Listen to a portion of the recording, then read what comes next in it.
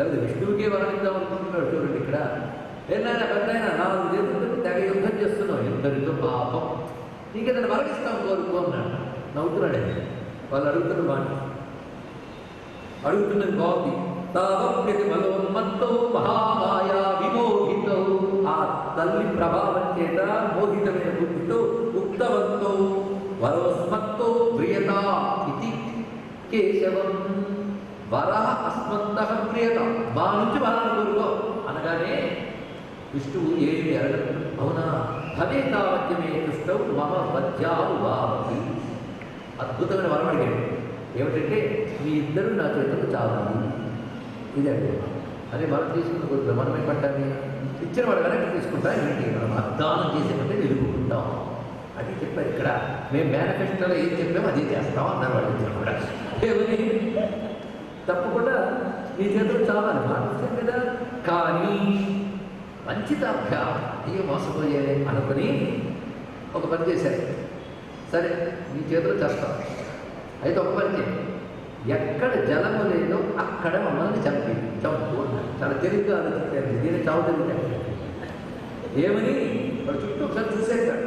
సర్వభావమయం జగత్తు, ప్రపంచమంతా జలమయంగా కనబడుతుంది. కానీ జలం లేని చోట ఒక్కట్లేదు. మనం మాట ఇచ్చినట్టు ఉంటుంది, తప్పించుకున్నట్టు ఉంటుంది. మీతో చెప్తాం సరే నేను తప్పదు కానీ నీరు లేని చోటు తప్పు అని ఇద్దరు ఒకరికొకరు చూసి ముడిచిపోతున్నారు. వాళ్ళు అడిగిందా మరి మనం తప్పలేడు. ఆయన వీడు మేధావి, మహామేధావి, వేదావి విక్రమక్రమ అని భగవంతుడికి టోకరా ఎవరు పట్టలేడు. తెలుసుకోండి, నువ్వు ఎంత తెలివితేటలతో దుర్మార్గం చేసినా నిన్ను మించిన తెలివితేటలతో నడిచేస్తాడు తెలుసుకో. వెంటనే భగవంతుడు సరే మీరు చెప్పినట్టు మీ షరతులకు లోబడే అద్భుతంగా ఆవాం జగద్యోర్వి సలిలేన పరికృత నదీత్యుక్వా భగవతా శంఖచక్ర గదామృత కృత్వా చిక్రేణ వైచ్చిన్నే జఖనే శిరసి తయో. ఒక్కసారి దాన్ని పెరిగి శరీరాన్ని పెంచి వాళ్ళిద్దరిని తోడపై పెట్టుకుని చక్రంతో నడిపిక్కడ నీరు నడకమన్నారుగా అందుకు తోడ మీద నడిపెట్టున్నాడు మా మాట్లాడు ఇక్కడ. ఈ విధంగా మధుకైటవ సంహారం జరిగింది. ఎవరు చేశారు? అమ్మవారు. ఇంత విష్ణు ప్రతిభేమైందండి. ఆయన కదా చేశారు అంటే ఆయన చేత చేయించిన శక్తి ఏదో ఆ నదికి మనం నమస్కారం చేసుకోవాలి ఇక్కడ. అది ఏవమేషా సముత్పన్నా బ్రహ్మణా సంస్కృతాశ్రయం ప్రభావమస్యాదేవ్యాస్తు భూజశృణువదామితే. ప్రథమ చరిత్ర దీంతో మొత్తం ఒక మహాచరిత్ర పూర్తి చేసుకున్న మహాకాళి అయిన జగదంబ, ఆ పరాశక్తి పరదేవత ప్రియత మనల్ని ప్రసన్నురాలే అనుగ్రహించుగాక. నమస్కారం చేసుకుందాం. ఏమిటి ఎదురు చెప్తున్నది? ఆ చెవి గురించి రావడం ఏంటండి అంటే భగవంతుడు కూడా అలాంటి ఉంటాయా అంటే పరిశీలించబట్టున్నాడండి. మన లోపల చైతన్యం లేకపోతే మంచి లేదు చెడు లేదు, రెండు లేదు కదా. ఆలోచించండి. మనం నిద్రపోయామంటే లోపల చైతన్యం ఉండాలి, మేల్కొన్నామంటే చైతన్యం ఉండాలి, కామక్రోధాలతో విడిసిపడి గొడవ పెట్టామంటే చైతన్యం ఉండాలి, ప్రశాంతంగా కూర్చొని ధ్యానం చేసి జ్ఞానం చేసామంటే చైతన్యం ఉండాలి. అవనా లేదా? కనుక నిద్ర బద్ధకము ఇవన్నీ తమో గుణాలు, గొడవలు కోరికలు దుఃఖాలు రజోగుణాలు, జ్ఞానము తెలివి ధర్మము సాత్వికుడు కదా. ఈ 3 గుణాలు ఉండాలంటే చైతన్యం అనేది ఉండాలి కదా. అలాగే చైతన్యమే నారాయణుడు. ఆయన ఉన్నాడు, ఆయన నుంచి 3 గుణాలు వచ్చాయి కానీ ఆయన 3 గుణాలు లేవు. ఆయన వల్ల 3 గుణాలు ఉంటాయి కానీ 3 గుణాలు వచ్చిన ఆయన అంటావు. అలాగే మనలో చైతన్యం ఒకటి ఉంటుంది, దానివల్ల మన మనస్సులో 3 గుణాలు పనిచేస్తుంటాయి కానీ ఆయన 3 గుణాలకు అతీతం. ఇది తెలుసుకునే పరిచయ మొత్తం తత్వం అంటే ఇందులో చెప్పారు. గ్రహించగలిగే శ్రోతలు ఉన్నారు కనుక ఆఖరికి చెప్తున్నాయి. ఆ రజోగుణ తమో గుణాలు రెండే మధు కైటభ. ఆ సత్వగుణమే బ్రహ్మదేవుడు. అందుకే సత్వగుణం బ్రహ్మదేవుడు. సత్వా సంజాయితే జ్ఞానం కదా. తనకి జ్ఞానము తెలివితేటని బ్రహ్మదేవుడి పైన కూర్చున్నారు. మరి ఆయన నుంచి పుట్టాడు. మధుకైటవులు ఇద్దరు రజోగుణ తమో గుణాలు ఆయన నుంచి వచ్చాయి. అయితే చైతన్యం ఎప్పుడు సాక్షిభూతంగా ఉంటుందే తప్ప కలగ చేసుకోదు. అది నారాయణ కూడా అలా ఉన్నాడు అంతే. ఆ చైతన్యం నీ లోపల నిద్రిస్తున్న ఈశ్వర చైతన్యం జాగృతి చేయాలి అంటే నీలో బ్రహ్మదేవుడు మేల్కొన్నారు. అందుకే బ్రహ్మదేవుడు ప్రార్థన చేశాడు. అలాగే మనలో రజోగుణ తమో గుణాలు ఇప్పుడు భగవంతుని ప్రార్థించాలనుకోవు. వాటి పని గోడ పెట్టడం, గొడవ పెట్టడం, నిద్రపోవడం తప్ప మనకు పర్లేదు. భగవంతుని ప్రార్థించాలనుకోలేదు మనలో బ్రహ్మగారే. అంటే మనలో సత్వగుణం ఉంటేనే భగవంతుని ప్రార్థించాలనిపిస్తుంది. రాముడిని ఆశ్రయించాలన్నది విభీషణుడు పుట్టింది కానీ రావణ కుంభకర్ణుడు పుట్టలేదు. సత్వగుణానికే బుద్ధి పుడుతుంది భగవంతుడిని ఆశ్రయించాలని. కనుక మనలో రజోగుణ తమో గుణాలు రెండు ఏం చేస్తాయంటే బ్రహ్మని పీక్కుతుంటున్నాయి. అంటే అర్థం మన తెలివి దాటాలని పీక్కుతుంటాయి మన రజోగుణ తమో గుణాలు. వీటి బారి నుంచి బయట పడలేక మనం ఏం చేయాలంటే మన లోపల నిద్రించినటువంటి ఈశ్వర చైతన్యాన్ని మేల్కొల్పాలి. ఆ మోహ నిద్రారూపంలో ఉన్న ఆ తల్లిని యోగ నిద్రారూపంగా భావన చేస్తూ మేల్కొల్పితే ఆ తల్లి నీ లోపల ఉన్న ఈశ్వర చైతన్యాన్ని జాగృతి చేస్తుంది. ఆ లేచిన ఈశ్వర చైతన్యం నీలో ఉన్న రజోగుణ తమో గుణాలను నశింపజేసి నీకు ముక్తినిస్తుంది. ఈ మొత్తం కథంతా రజోగుణ తమో గుణాన్ని మధుకేశుడు, బ్రహ్మదేవుడు సప్తగుణం. ఇప్పుడు అర్థమైంది కదా. దీన్ని బట్టి పురాణ కథలు ఒకప్పుడు జరిగిన కథలు కాదు, ఇప్పుడు మనం జరిపించుకోవలసిన కథలు. కనుక రాక్షసులు ఎక్కడ ఉన్నారు? చుట్టూ చూడకండి, ప్రతి వాళ్ళు రజోగుణ తమో గుణాలే. ఇంకా శరీరానికి ఇంత వయస్సు వస్తున్నా ఈర్ష్యలు, అసూయలు, రాగద్వేషాలు, కామక్రోధాలు వదలట్లేదు. ఇదంతా రజోగుణం. ఏది చెప్పినా లోపలికి వెళ్ళట్లేదు. ఇంకా బద్ధకం, రేపటి నుండి సాధన చేద్దాం, అప్పుడు అదే మాట. మళ్ళీ ఏడాది తర్వాత అన్నారు కదా రేపటి నుండి అన్నారంటే అవునంటే అప్పుడే గోడ మీద రాసేసాను రేపటి నుంచి అన్నాడు. ఏంటి ఇంకా చేయలేదని చెప్పాడు కదా రేపటి నుంచి అన్నాడు. ఎప్పుడు చేసినా గోడ మీద తిప్పుతున్నాడు. ఏంటి రేపటి నుంచి అని ఈ వాయిదాలు వేస్తూ నిద్రకు లోనైపోయి ఉన్నదంతా తమో గుణం. ఈ రెండింటి వల్లే భగవంతుని తెలుసుకోలేకపోతున్నాం. అప్పుడు ఏం చేయాలంటే నీ సత్వగుణంతో భగవంతుని ఆశ్రయించు, ధ్యానించు, ఆయన శక్తిని ప్రార్థించు. ఆ శక్తే ఆ నిద్రాణమైన ఈశ్వర స్వరూపాన్ని దర్శింపజేయగలదు. ఆ ఈశ్వర స్వరూపం సాక్షాత్కరించిందా నీ జ్ఞానం ఆ పరమాత్మ జ్ఞానంగా పండిపోతుంది. బ్రహ్మజ్ఞానం అయిపోతాడు. ఇక రజోగుణ తమో గుణాలైన మధుపేట పడిపోతారు. ఏంటో రాక్షసులందరూ జంటలే. రామాయణంలో రావణ కుంభకర్ణుడు, అంతకుముందు హిరణ్యకశిపుడు, ఇప్పుడు మధుకేటుడు, ఆ తర్వాత చండముండుడు, శుంభనిశుంభుడు. ఏమిటో ఆశ్చర్యకరమైన అంశం. అంటే దీంట్లో మీ కథలైన ఆయన అని చెప్తున్నాడు ఇక్కడ. అయితే మధుకైటభ అనే మాట చాలా అందమైన మాట. మధు అంటే ఏంటో తెలుసా? తేనె అంటే తీపి అని అర్థం కదా. తీపి చుక్క ఒక్కటి వేస్తే కీటకాలు అనేక వస్తాయి, అవునా కదా. ఒక్క తేనె చుక్క వేసి చూడండి, బోగొళ్ళకి కీటకాలు వచ్చేస్తాయి. కనుక ఒక్క తేనె వల్ల కీటకాలు వస్తాయి. కీటకస్య భావం కీటభవం, కీటక బాహుళ్యం, కీటవత్ భాతి కీటభవం, కీటభస్య భావం కైటభవం అని నిర్వచనం, వ్యుత్పత్తి. అంటే ఏమిటంటే కీటకములు బహువచనం, తేనె చుక్క ఏకవచనం. కనుక ఒక్క ఏకవచనం బహువచనం. కనుక అహం నేను ఒక్కటే, మమ ఎన్నో కదా అన్నాడు. ఇక్కడ మమకారాలు ఎన్నో. నా మిత్రుడు, నా శత్రువు, నాకు ఇష్టమైన, నాకు ఇష్టం లేని ఎన్నున్నాయండి. మీరు టైం ఇవ్వాలి ఇక్కడ బతుకంతా చెప్పగలగండి అంటారు ఇక్కడ. కనుక కీటకాలలాగా మమకారాలు ఎన్నో ఉన్నాయి. మమకారం లాంటి కీటకాలు ఉండాలంటే నేను అనే తీయని ఒక్కటి అని చెప్పుకుంటే మమకారాలను కీటభాలు వస్తాయి. ఈ అహంకార మమకారాలే మధు కైటములు. వాటిని సంహరిస్తేనే జ్ఞానం, అదే మోక్షం. అది మహాకాళి ఇవ్వగలదు. ఎందుకంటే కాళి నోరు తెరిస్తే అహంకార మమకారాలన్నీ నోట్లు వెళ్ళిపోతాయి. ఎవరైనా ఇక్కడ నేను నేను అని విర్రవీగో ఇలాంటి నేరులందరూ కాలం తినేసి ఆలోచించి కార్య రాజులు రాజ్యములు కలగవే గర్వోన్నతి చెందరే వారేవి మూట కట్టుకని పోవం జానరే ఊరుపై పేరేరు కలదే శిబి ప్రముఖులు ప్రీతి యశక్కాములు ఈరే కొడుకులు వారలను మరచరే ఇక్కాలం పర్దవా అన్నాడు కదండి మహానుభావుడు బలిచక్రవర్తి గారు. కనుకనే ఎంతమంది పోయారు, విడిపోయారు. నేను ప్రతి అడుగంత బాలండి బాబు. ఆ నేను పేరన్నారా కదా పేరన్నారు. ఈ పేరే ఎవరికి పెడితే వచ్చింది. ఈ స్వరూపం ఏంటో నీకు తెలియకుండానే ఆయుష్ అయిపోతుంది. లేదు కూడా అహంకారం. మొన్నటి హ్యాపీ మంట పోతాం. ఈ మమ్మల్ని మాత్రం మిగిలయ్యా రోజు కూడా మారిపోతున్నాయి. మొన్నటి వరకు మా అమ్మ మా నాన్న పెళ్ళయ్యగా రెండిపోయింది. నా పిల్లలు నా పిల్లలు నా మనవుడు కొత్త మమ్మల్ని తయారు. పైగా వాడు సరిగ్గా చూడట్లేదు, నన్ను వాడు పేడిపిస్తున్నాడు, నన్ను వాడు ఆనందించండి. మమకారం వాళ్ళంతా కీటకాల. కనుక నేను తేనె చుక్క, మమ కీటకాలు. ఈ రెండింటితో బాధపడుతుంటే కాలం వచ్చి తప్పనికి లోపలికి లాగేసింది మొత్తం. అందుకే మహాకాళి ఒక్కటి అర్థం చేసుకుంటే అహంకారాలు మమకారాలు మిగలవన్న జ్ఞానం కలుగుతుంది. ఆ జ్ఞానం ఒక్కటి కలిగితే లోపల ఉన్న ఈశ్వర చేతిని జాగృతి చెంది నీకు ముక్తినిస్తుంది. ఇదండి మొత్తం కథ. ఇంత అద్భుతమైన సంకేతి కథలో దాగి ఉంది. అందుకు మధుకైటవ సంహారం చేసినటువంటి జగన్మాత మహాకాళిదేవి నమస్కరిస్తూ పెద్దలు ఏం చెప్తారంటే ప్రథమ చరిత్ర, మధ్యమ చరిత్ర, ఉత్తమ చరిత్ర. ప్రథమ అంటే మధ్యమ చెప్తున్నాం. నాయన 3 పారాయణ చేయండి. 3 పారాయణ చెయ్యలేకపోతే మధ్యమ చరిత్ర ఒక్కటి పారాయణ చేస్తే మొత్తం సప్తశతి పారాయణ చేసింది అన్నారు. మరలాంటి మధ్యమ చరిత్రలో అమ్మవారు ఆవిర్భావ ఘట్టం అత్యద్భుతమైన ఘట్టం. అది వింటూ ఉంటే అమ్మ ఆవిర్భవిస్తారు. అది ఆవిర్భవించాలంటే నువ్వు ఇలా చెప్తే నేను విన్ను, నేను రాను, నువ్వు యాగం చేయి, యాగం చేసిన చోట జ్ఞాన యాగం చేయి, అక్కడ నేను వస్తాను, నువ్వు అనుకున్నట్టు దుష్టశక్తులు మొత్తం నాశనం చేసి భారతదేశాన్ని సనాతన ధర్మాన్ని కాపాడుతాను. నేనక్కడ పుడుతున్నప్పుడు ఇంకొక చోట దుష్టశక్తులు వాగుతున్నా వాటి పని కూడా నేను పడతానని చెప్తుంది అమ్మవారు. ఇప్పుడు 2వ చరిత్రలోకి ప్రవేశిస్తున్నాం. దీన్ని మధ్యమ చరిత్ర అంటారు అని చెప్తున్నాం. అయితే మంత్రశాస్త్రాల్లో దీని వ్యవహారం మహాలక్ష్మి, ఇందుకు చెప్పినది మహాకాళి, ఇప్పుడు మహాలక్ష్మి. ఇది కేవలం తర్వాత వచ్చిన తంత్రాల వ్యవహారం. కానీ దేవీ మహాత్మ్యం అనబడే చండీ సప్తశతులు కానీ మాత్రము ముగ్గురు కూడా దేనికదే పరిపూర్ణమైన దుర్గాస్వరూపం అని గ్రహిస్తూ ఇప్పుడు ఆ 2వది దివ్యమైనటువంటి మహాచరిత్రలోకి ప్రవేశిస్తున్నాం. దీని గురించి విశేషంగా శాస్త్రాల్లో చెప్తూ అన్నీ చేయలేకపోయినా ఒక్క మధ్యమ చరిత్ర అయినా పారాయణ చేస్తే చాలు అన్నారంటే ఎంత విశేషం ఉన్నది దీంట్లో.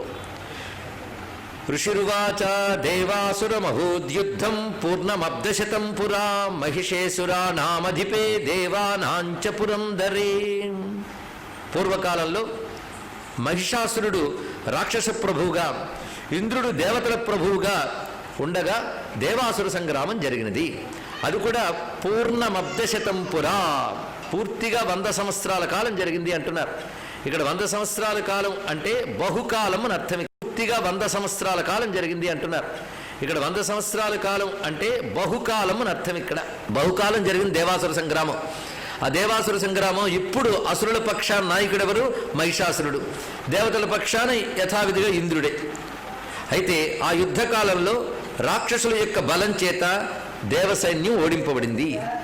మన పురాణాల్లో దేవాసుర సంగ్రామ గాథలు చాలా విస్తారంగా చెప్పబడుతూ ఉంటాయి. ఏ పురాణం వెతికినా ఇంచుమించు ఇవే కథలు కదా. అంతేకాదు ఇతిహాసాల్లో మాత్రం ఏముందండి, రామాయణం అంతా దేవాసుర సంగ్రామమే, భారతం కూడా దేవాసుర సంగ్రామమే. అయితే మనుష్యుల మధ్య జరుగుతున్నట్లు కనబడుతుంది కానీ దేవాంశలే అక్కడ కొందరు రాజులుగా, అసురాంశులు మరికొందరు రాజులుగా ఉంటూ ఉంటే ఎప్పుడు దేవపక్షం వహించేటువంటి ఈశ్వర స్వరూపమైన నారాయణుడు అక్కడ దేవతల పాలిట ఉన్నాడు. అది దేవాసుర సంగ్రామమే. అది మన పురాణాలు, ఇతిహాసాలు, వేదములు కూడా దేవాసుర సంగ్రామ గాథల్ని చెప్తూ ఉంటాయి. ఆ దేవాసుర సంగ్రామ గాథలు మనం పారాయణం చేస్తుంటాం కూడా. ఆ మాటకు వస్తే మనందరం పారాయణ చేసే లలితా సహస్రనామ స్తోత్రం ఏంటండి, అది దేవాసుర సంగ్రామమే. దేవకార్య సముద్యత అయిన లలిత అసురులు భండాసురుని నాయకుడిగా స్వీకరిస్తే భండాసురుని సంహారం చేసింది. ఇక్కడ మహిషాసురుడు, తర్వాత రాబోయే కథలు మరికొందరు, ఇలాగా అసురుల పేర్లు మారుతూ ఉంటాయి.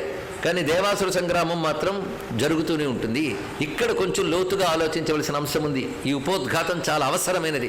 ఈ దేవాసుర సంగ్రామం అనే దాని అంశం ఏమిటో గ్రహించే ప్రయత్నం చేద్దాం. దీన్ని 2 రకాలుగా గమనించవచ్చు. ఒకటి విశ్వం రక్షణ, రెండవది జీవుడి యొక్క మోక్షంకి. ఈ రెండింటికి ఎలా పనికొస్తాయి? దేవాసుర సంగ్రామం అంటే యుద్ధాలే కదండి. యుద్ధాలు మనకు మోక్షానికి ఏం పనికొస్తాయి అంటే మన బ్రతుకు నిత్య యుద్ధం, అది తెలుసుకోవాలి. ఎప్పుడూ ఘర్షణే. ఈ ఘర్షణ 2 రకాలుగా ఉంటుంది. బాహ్య ప్రపంచంలో, ఆంతరిక ప్రపంచంలో కూడా ఘర్షణ ఉంటుంది. బాహ్య విశ్వంలో కూడా దేవాసురులు కొట్టుకుంటూ ఉంటారు. మన అంత ప్రపంచంలో కూడా దేవాసురులు కొట్టుకుంటూ ఉంటారు. దేవాసురులు అంటే ఏంటో కాదు, ఇది తెలుసుకునే ప్రయత్నం చేయాలి. ఇది ఒక్కడ తెలిస్తే మొత్తం పురాణాల్లో ఉన్న దేవాసుర సంగ్రామాలన్నీ అర్థమవుతాయి. అప్పుడు అర్థమవుతుంది. అప్పుడెప్పుడు అమ్మవారు అసురులను సంహరిస్తే ఇప్పుడు మనం ఎందుకు పారాయణ చేసుకోవాలి ఇప్పుడు అర్థమవుతుందని ఇక్కడ. ఎందుకంటే అసురులు ఇంకా చంపబడలేదు తల్లి రామ్మ అని పిలవడం కోసం ఇది అర్థమవుతున్నది ఇక్కడ. అందుకు ప్రతి ఏడాది మనం పారాయణ చేసుకుంటున్నాం. అంటే ఏడాది అమ్మవారిని ప్రార్థన చేస్తూ, అమ్మ నాలో నా చుట్టూ ఉన్న ప్రపంచంలో విస్తరించిన అసుర శక్తుల్ని నిగ్రహించి సాత్వికమైన దైవీ శక్తుల్ని సంరక్షించి లోకానికి నాకు క్షేమాన్ని కలిగించమ్మా. ఇది మొత్తం మనం చేయవలసిన ప్రార్థన.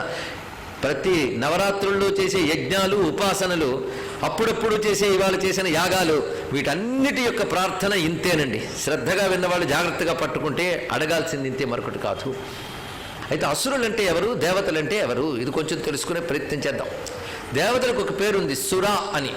వీళ్ళు అసుర, వాళ్ళు సుర. సుర అంటే సుం రాతి ఇది సురహ అని ఉపమానం. మంచిని కలిగించే స్వభావం కలవారు సురలు. అంటే వాళ్ళకున్న శక్తులన్నిటితో వాళ్ళ లోకానికి క్షేమం కలిగిస్తూ ఉంటారు. అందుకు వాళ్ళు సురలు అన్నారు. రాక్షసులు ఉన్నారే వాళ్ళకి సహజంగా ఉన్న శక్తులే కాక తపస్సు నుంచి వచ్చిన శక్తులతో కూడా లోకానికి ఆటంకం కలిగిస్తుంటారు, లోక కంటకులు అవుతారు. అందువల్ల అసురులు అన్నారు. ఇప్పుడు తెలిసిపోయింటుంది సురాసురులు అంటే ఎవరో. మంచిని కలిగించే శక్తులన్నీ దేవతలు, కీడును కలిగించే శక్తులన్నీ అసురులు. వీళ్ళు ఏ కాలంలో ఉంటారండి? 2 రకాల శక్తులు దయచేసి ఆలోచించండి.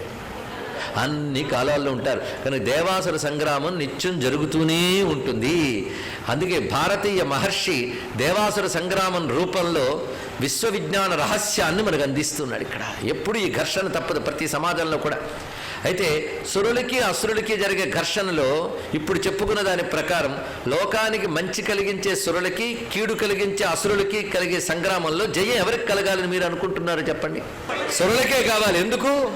మనం దేవతల పక్షపాతమా?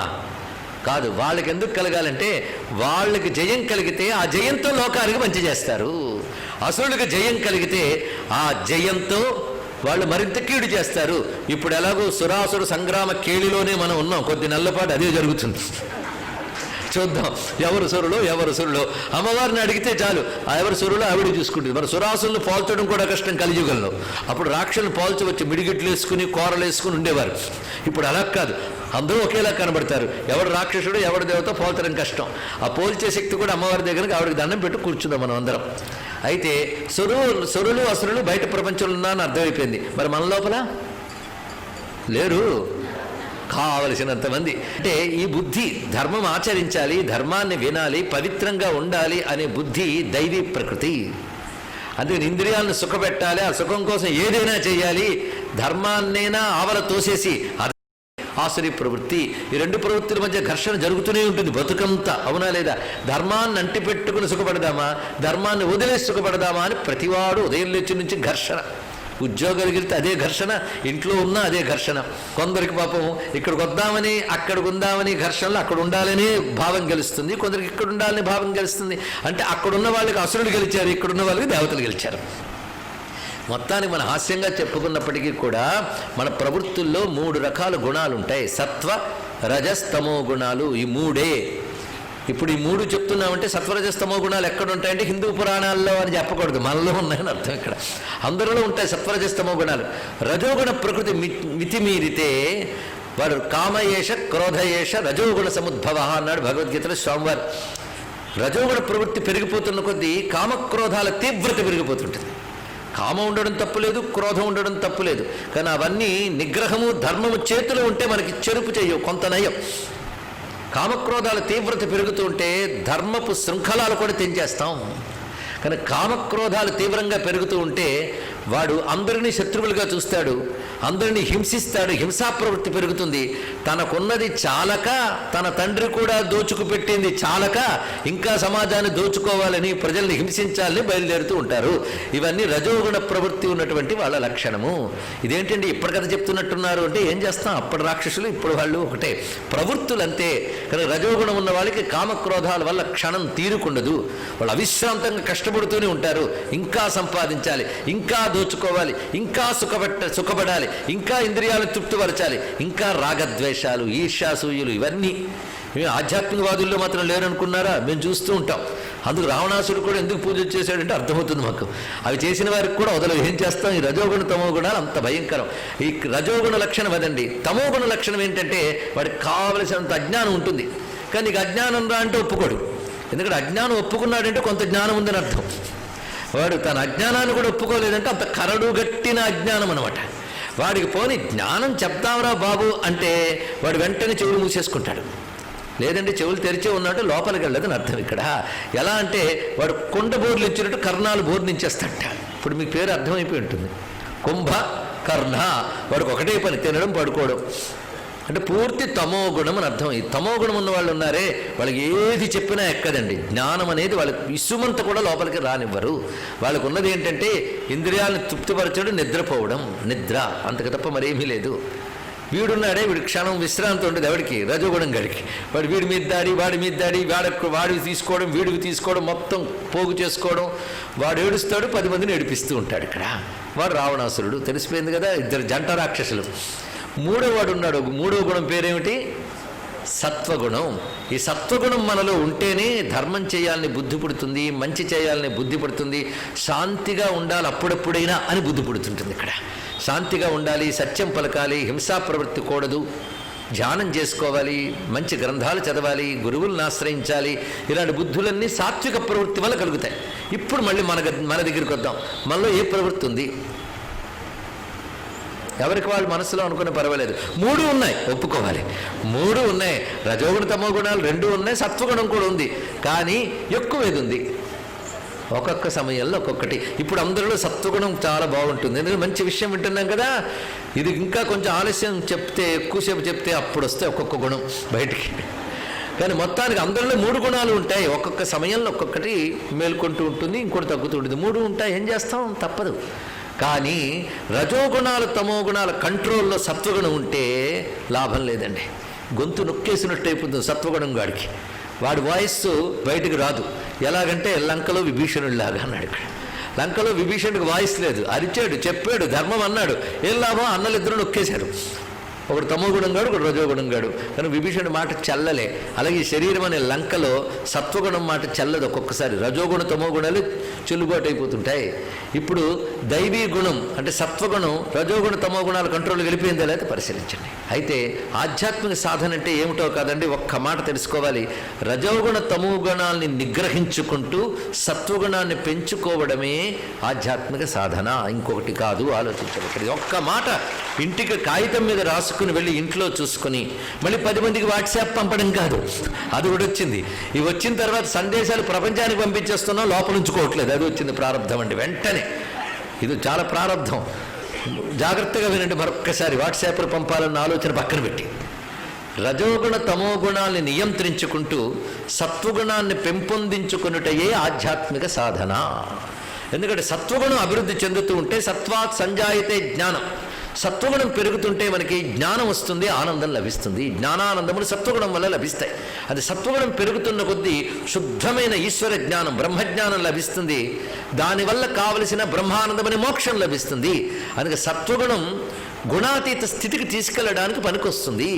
అందుకే సత్వగుణం పెంపొందించుకుంటూ ఉండాలి, రజోగుణం తగ్గుతూ ఉండాలి, తమో గుణం తగ్గుతూ ఉండాలి. ఉంటే ఉండనియండి, కానీ సత్వగుణం కంట్రోల్లో ఉంటే చాలా బాగుంటాయి ఇక్కడ. కానీ ఆరెంటి కంట్రోల్లో ఇది ఉందనుకోండి ప్రమాదకరం. అయితే ఒక్కొక్కప్పుడు కాలం ప్రతికూలించినప్పుడు వాటి కంట్రోల్కి వెళ్ళిపోతూ ఉంటుంది. అలాంటి దుష్టకాలం వచ్చినప్పుడు మనం కంట్రోల్ చేయలేకపోతున్నామని తెలుస్తుంది.